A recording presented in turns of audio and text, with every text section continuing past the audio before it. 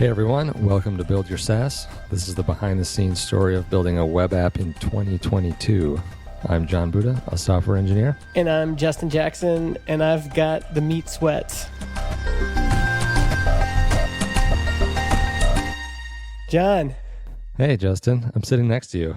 We are actually in the same location. Yeah, for the first time in 2.5 years. Yeah, we've been wanting to do this founder retreat forever. The pandemic made it not possible. Yeah. And here we are. We bit the bullet. Bit the bullet. Well, you bit the bullet. I bit the bullet. You had to go through all the travel. Not exactly the best time to travel. The funny thing is we were looking at, because John has come to British Columbia, which is pretty fun for me. I get to show him around my hometown of Vernon. We went up to Silver Star. We did a road trip to Revelstoke. Yep. And we're here in the Rockies, and it's been super fun. But then I was looking up on the news here, and Revelstoke is currently has the highest incidence of COVID in British Columbia. So we basically I took you to the hotspot. Thanks, Justin. To the COVID hotspot of British Columbia. So far, so good. Yeah, so far so good. It's hard to explain how good it is to be together after so long. Yeah. Just the like 2.5 years was a long time. It's a long time. Yeah. It simultaneously feels like a long time and somehow not that long. I don't know if it's just the pandemic compressing time down to weird amounts of length, but yeah, it's been a long time. Yeah. Yeah. And I think the benefit, you kind of forget about the benefit, but there's just we had hours in the car, and there's just, at first it's kind of like you're just spending time. And even if it's just silence in the car, there's something about being in the same place. And then eventually, in all of the gaps of hanging out, there's like just tons of benefit, both in terms of like our friendship, like it's good to be together, but then also in terms of like being able to talk about things in the business that you wouldn't normally have the gaps in. Yeah, you wouldn't normally have the gaps to talk about. Yeah, we're not going to hop on a video call and talk about and hang out for 8 hours. Yeah. Right. And just, it's a lot different. So yeah, we've been doing some road tripping, some snowboarding, went up to Revelstoke and had a couple days there, lots of eating out. And last night we had le côte de bœuf, which is a fancy French way of saying a bone-in ribeye steak that was unbelievably massive. Yeah, I don't think we knew what we were getting into, but no, it was tasty. There's an amazing photo of John next to this thing. It's just like, it looks, Helen in our chat said it looks like a cartoon. It's like a cartoon steak. Yeah. It's amazing. Yeah, so I get to experience a bit of Canada. Yeah, this has been really fun. The weather here got really warm while you came, which was a little bit too bad, but yeah, I'm glad you came. Yeah, it's been great. So yeah, we've been thinking and doing some planning. Just a few things I think we could share that might be interesting for folks. 2022 kind of roadmap. Yeah. But just thinking about what are the things we could accomplish this year, and more specifically, like in the next 4 months, probably. And the big thing we've kind of narrowed in on is the improving the podcast website builder. Yeah. And you and Jason we had it on our list for this year, and then Jason, it sounds like, was pretty excited about it and started working on like a liquid templating engine or something. Yeah, we're gonna kind of redo how we do websites and use liquid templates to eventually give people a much more flexibility on how they can just manage and build out and customize their websites. So it should be, I mean, those websites have been around in the same form pretty much since day one, Yeah. with little additions here and there, but pretty much they're one of the older parts of the app at this point. Yeah. One of the things we've been talking about is making Transistor the kind of most recommended podcast platform. And what's in the way of like, how do we get there? How do we like actually achieve that? And like having incredible websites that people recommend is on that list. And then as a part of that, should we talk about the free stuff? Maybe not yet. I don't know. Okay, we'll keep that under our belt. So yeah, there'll be some new podcast website templates based on Liquid. We're going to kind of rebuild what we have right now, and then keep going. Yeah, I mean, we have years of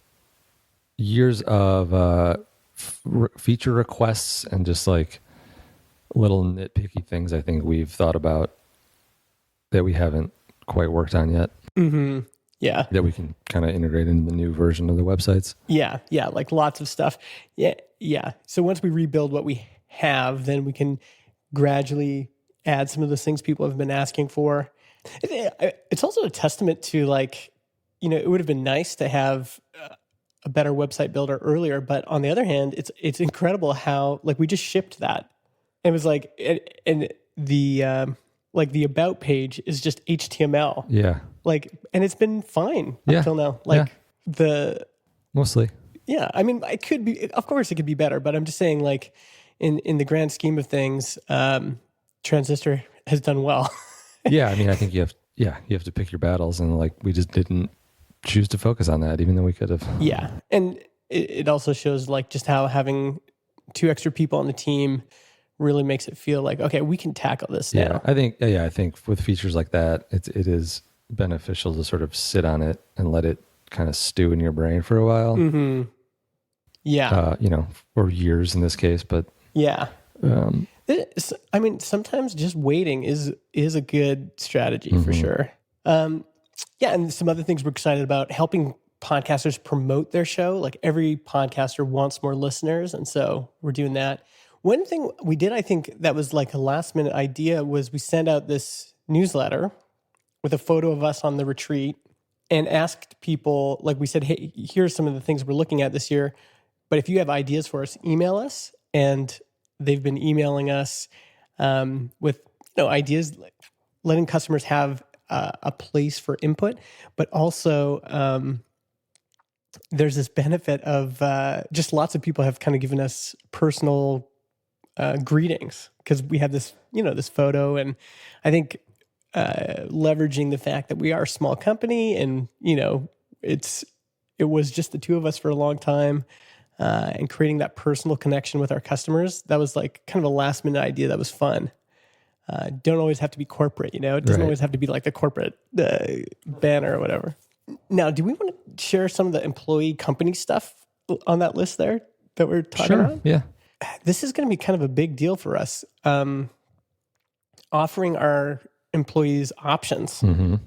I know it's a big deal for employees to kind of have a feel like they have a stake in the game and a bit of a piece of the company. And, we don't have any immediate plans to like be acquired or anything like that, but giving our employees the option to succeed along with us.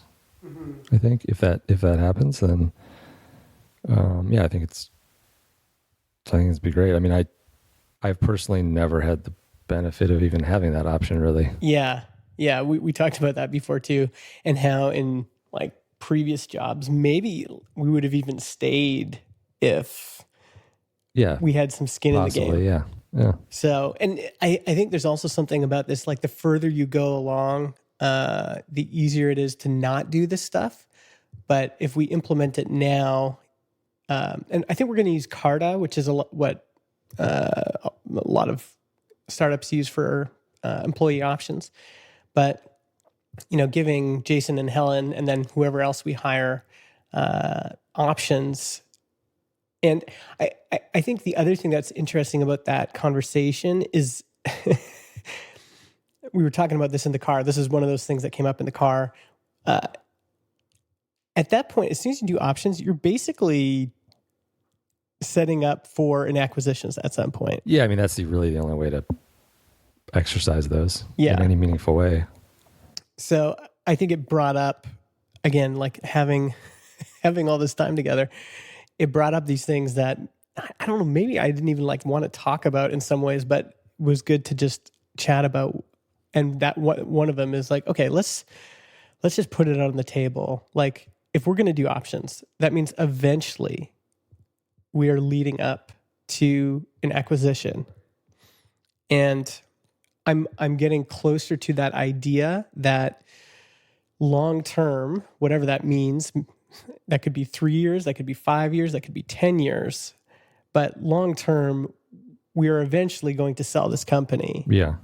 I mean, of course, there's a range of possible outcomes there, but Yeah, I mean, anything could happen in those years. And yeah, we could, change our minds, or the market could completely tank. We don't really know. But yeah. And I don't know what options will be, like in terms of like crowdfunding, like maybe in the future, there's a way for employees to get liquidity through other means, but it did kind of make me, Josh Pigford from Barometrics has this quote where he says, like, Justin, you're not going to run this company forever. Like, just be honest with yourself. Like, eventually, most companies get acquired. Most companies are not Basecamp.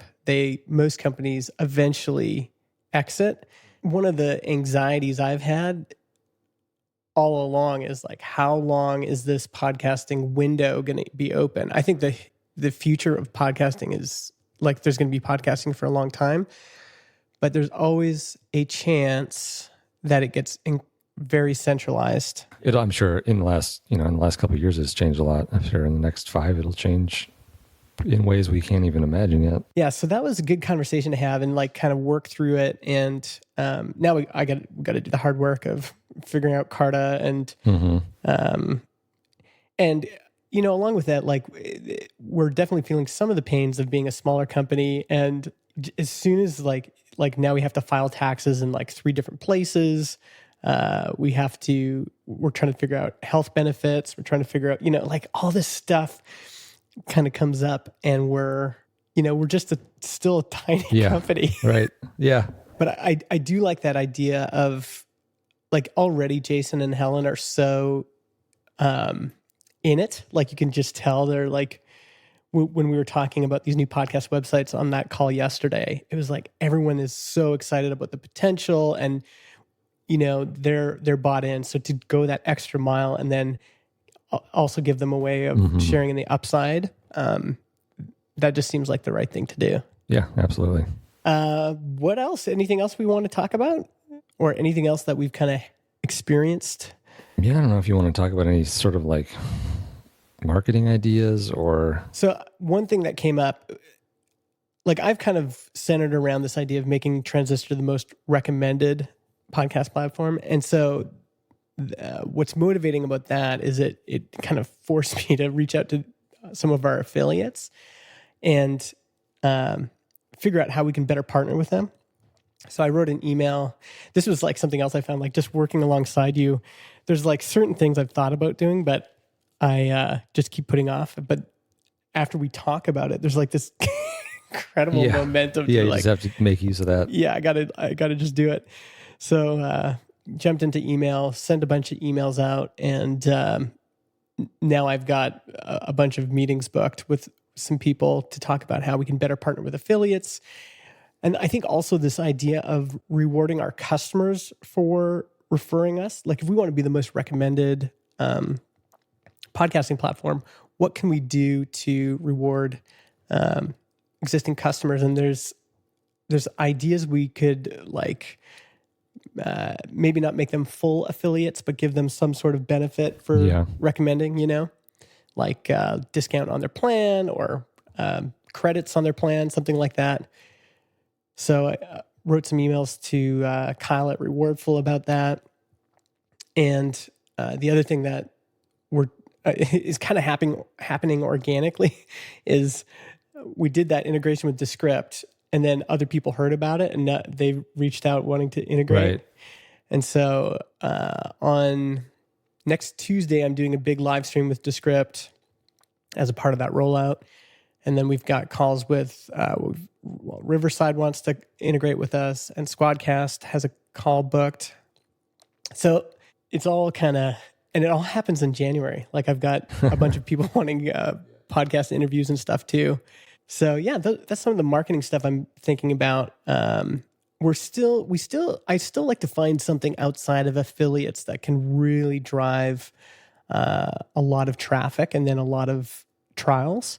And affiliates and SEO have done the best at that. They're probably, I don't know, probably a third of our trials are from affiliates. And then I'd say a third is from SEO. And then a third is from just like brand, people who know us, people who like have heard our story. I think some of the free stuff we're going to do for the websites, which we can talk about later, will hopefully help with some of that. Oh yeah. Or add to that, I think in a way we haven't seen yet. Yeah, actually that could be huge. That's maybe we should keep that close to our chest, because it could be the biggest driver of growth ever.